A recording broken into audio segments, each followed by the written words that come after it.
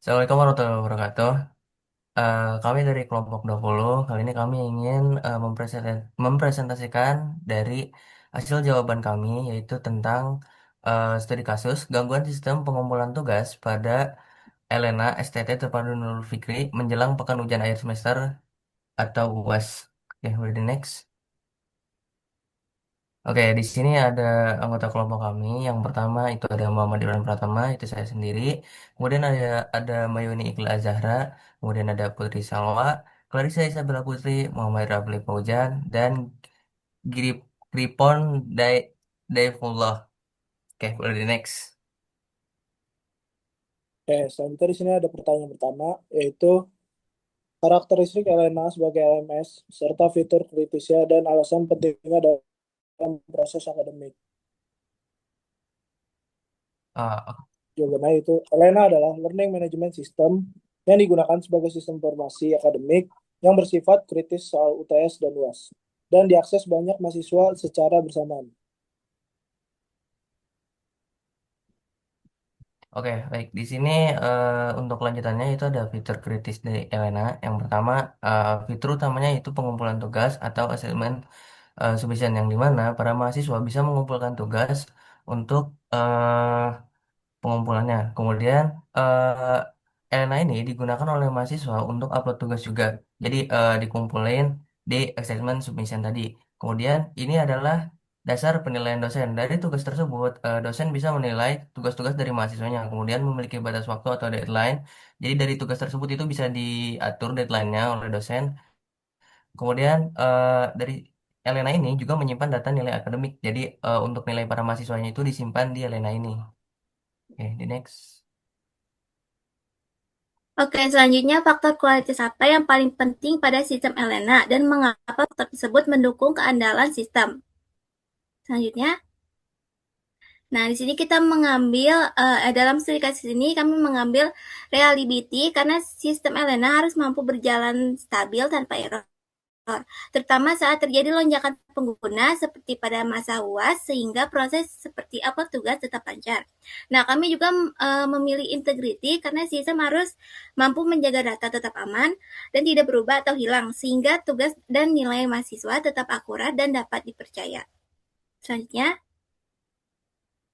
Oke, selanjutnya pada bagian ini saya akan menjelaskan faktor kualitas perangkat lunak, 5 faktor penurunan pada Elena serta penjelasan kegagalannya.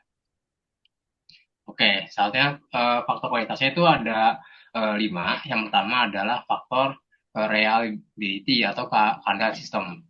Misalnya contohnya itu saat banyak mahasiswa mengakses sistem secara bersamaan, pada masa UAS atau apapun itu, sistem mengalami error atau bahkan tidak bisa digunakan.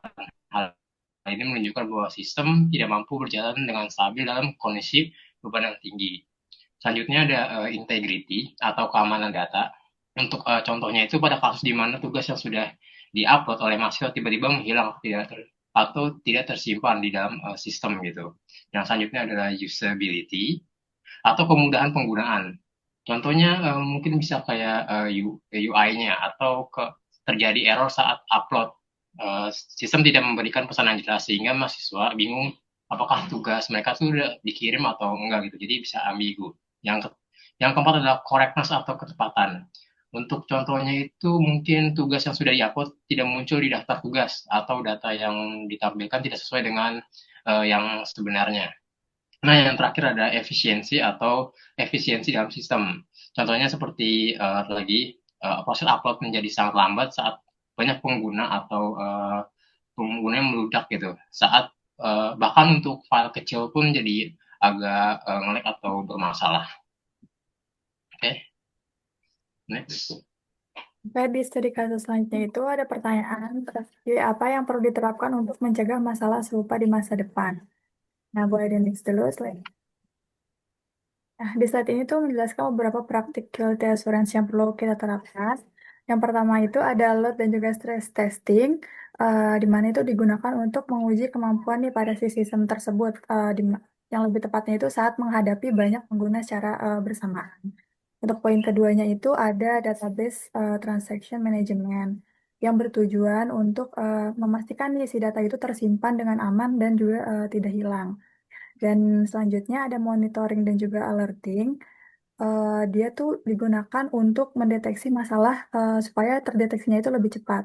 Nah, yang terakhir itu ada error handling. Dia itu berfungsi untuk memberikan pesan nih yang jelas kepada si pengguna ketika si LLM itu terjadi kesalahan.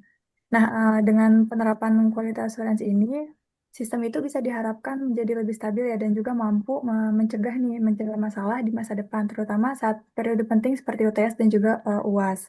Nah, sehingga apa? Sehingga proses akademiknya itu dapat berjalan lancar tanpa gangguan yang merugikan mahasiswa maupun si dosennya. Boleh di next.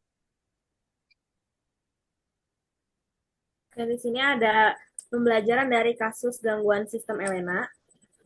Next. Nah, untuk kesimpulan dan pembelajarannya, dari kasus gangguan sistem Elena ini, kita tuh bisa melihat kalau misalnya sistem informasi akademik itu harus benar-benar dipersiapkan dengan matang, terutama di fitur penting itu seperti pengumpulan tugasnya. Jadi sistem itu harus mempunyai reliability yang baik, artinya tetap stabil walaupun banyak mahasiswa yang melakukan upload secara bersamaan.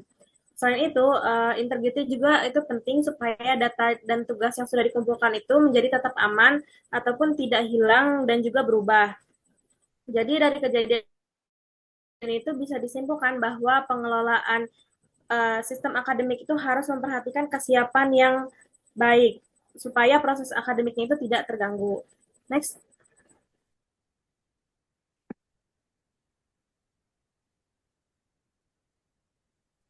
Oke, jadi itulah dia eh, hasil presentasi dari kelompok kami.